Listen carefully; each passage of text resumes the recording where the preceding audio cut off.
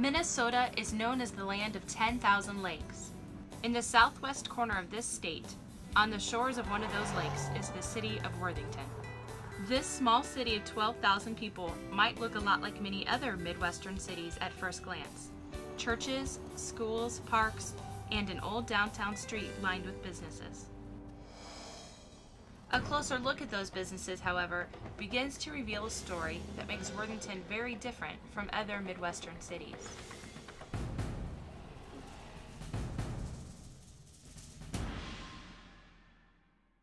10 years ago, when they did a national census, Worthington was a blip in terms of the whole United States, and the Wall Street Journal and other different organizations came and did stories and documentaries on Worthington, Minnesota.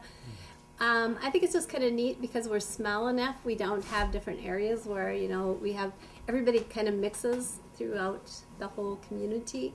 And you'll see all different combinations of all different races that speak all different languages, especially amongst the kids and even adults. That we have a saying, it's only in Worthington, because this happens only in Worthington, because it's very true. And unless you live here, you really don't know what we're talking about. You experience it on a day-to-day basis. We wanted to explore how one church, Worthington Christian Reformed Church, has responded to the changing demographics in their city. Worthington has become a rather diverse city over the last 20 years or so. I've only been here about 11 of those years, maybe a little bit more. And the community already had changed quite a bit from the original days when we were made up of Scandinavians, German, Dutch, a few of them anyway. I never thought of being in Worthington. I graduated from the seminary in Jackson, Mississippi, and I was thinking of going back to the Sudan to do ministry. And all of a sudden, I got a call from Leroy Christophers himself, talking to me over the telephone that they have started a ministry in Worthington to reach out to the internationals. One of the families that has been touched by the church's outreach is the family of Abong Ojulu, who lives here in this apartment with her 6 children. My name is Abong Ojulu. My original is from Sudan. I born in Sudan. The first place I arrived was in South Dakota. I was in South Dakota, and then because of so hard, I don't know English and everything is hard. It's very hard to get around. I can't speak English, I can't get a job. And then one of my friends from Worthington decided if I can move here to Worthington. So I moved to Worthington in 1996. So here you see the people from Liberia, people from Sudan, people from Ethiopia, and that have lived here for a number of years. And then of course these people from Asia, which Pastor Lee mentioned, and from South America, all of them are here. The intention of the church is to reach out to these people. They invite my kids to go to church. My kids is the one who go to church first. From there, I start going to Christian Reformed Church too. And we all become a member. So they're very nice people. They're very friendly people. When I see them, they are very kind and they are very friendly. I invite a lot of my Sudanese people too to come to the Christian Reformed Church. So it was a lot of us in the church. The one thing is, it's so hard to understand English while when the preaching.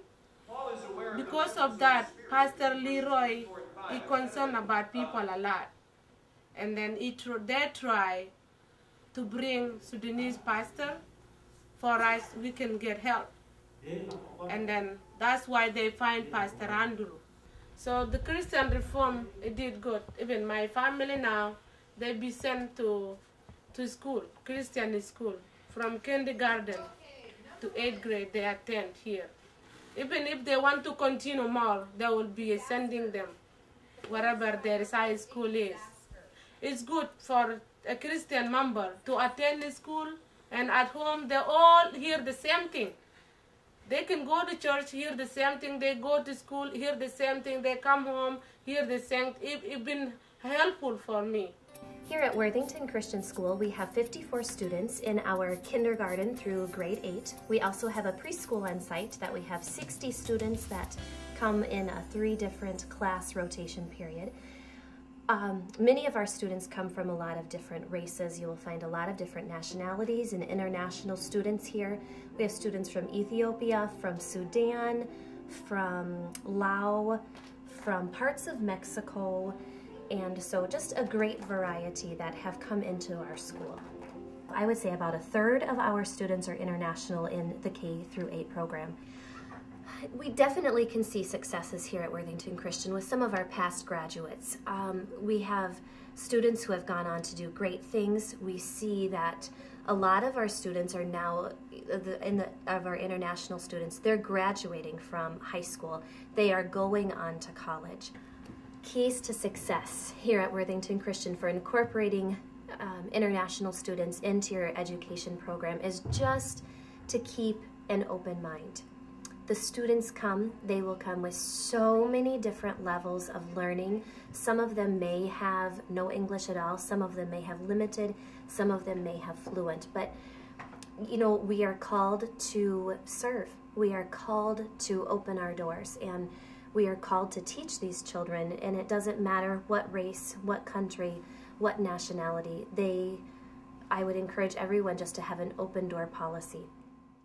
The church got involved in this over 10 years ago, maybe 15 years ago, when members of the church started reaching out to their neighbors, to new people, and they began to invite people into their homes and take them to church and become friends, assist them with different things. There were others involved, and little by little, more and more people in the church have become more and more involved and acquainted with the newer people.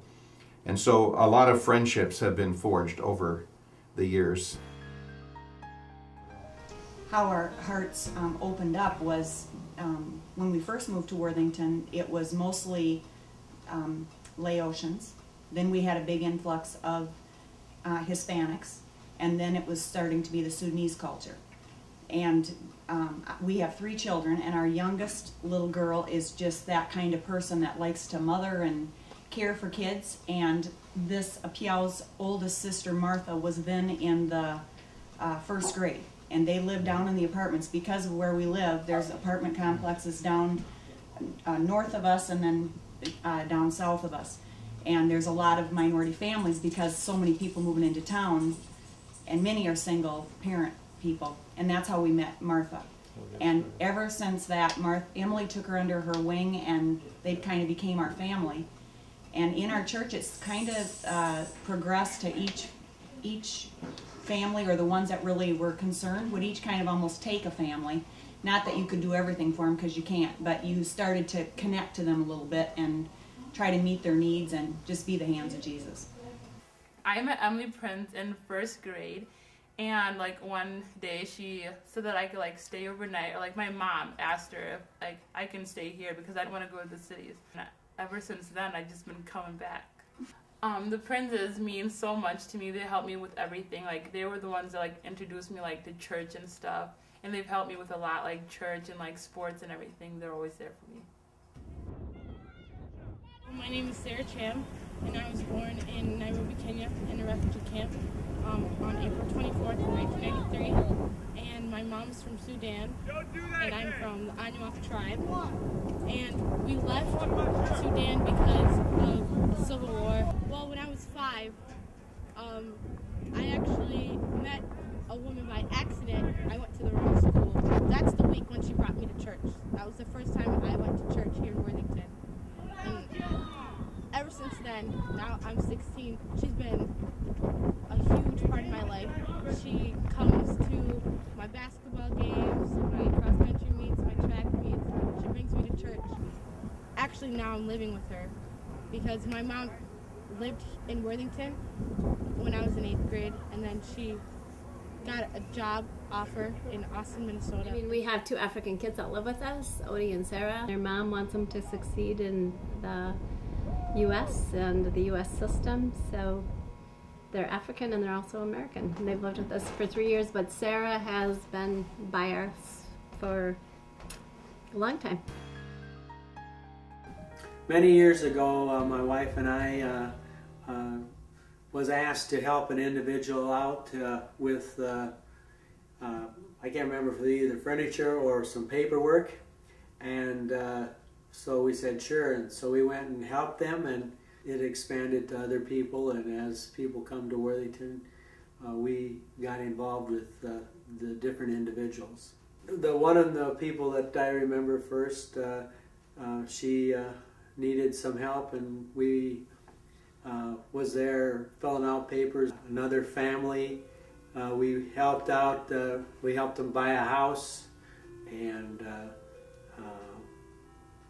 visited them many times and helped them to show them how to take care of the house. After my wife passed away, then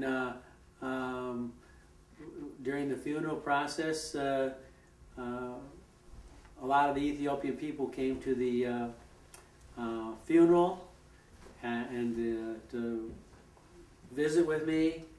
And actually on the day of the funeral there was, I think, 30 different Ethiopian people who showed up for the funeral. It touched my heart that the people were there for me. And I said at that time, what I've been doing for the Ethiopian people, I'm not going to stop. I'm just going to continue on from there. And that's where my ministry, basically, to the Ethiopian people probably began. We have multi-language services. The Lao ministry was going on before in Bigelow. Eventually classes wanted that ministry moved to Worthington because most of the Lao people live in Worthington. And eventually they started holding the services in our church fireside room. So that service is held during our morning service at 9:30. But then at 12:30, Andrew leads the Anuak language service with the translator. Right. 2:30 we finish the Anuak service, and the Anuak people are from Sudan and Ethiopia. This is a large group of people. They speak the same language. So they start from 12:15 all the way to 2:30. And then after that, another group comes in from Ethiopia, the Oromo people. And then we start from there after 5. And then 6 o'clock, we have the general service. I think there's a lot of joy in the work we're privileged to do and working with each other too. And I think our consistory has had a lot of joy in this as well. And not that it's always been automatic or easy. There have been issues to sort through and work with. But the joy is in communicating the gospel and aiming to live by that gospel in this time and place. And I believe it's also been a challenge for us and maybe a way for God to get the last word. We are called to go into all the world with the gospel. And we love to send somebody else. But there are times when God says, yes, that's great, send somebody, but I'm going to send the nations to you. And then you have to become directly and personally involved. But again, that's been a real joy to be called in that way. Yeah, that's the truth. Yeah, before missions, people think of missions going somewhere. But now it is just at the door. Right. Yeah, it's just at the door. And if you are not involved, then that's your own problem.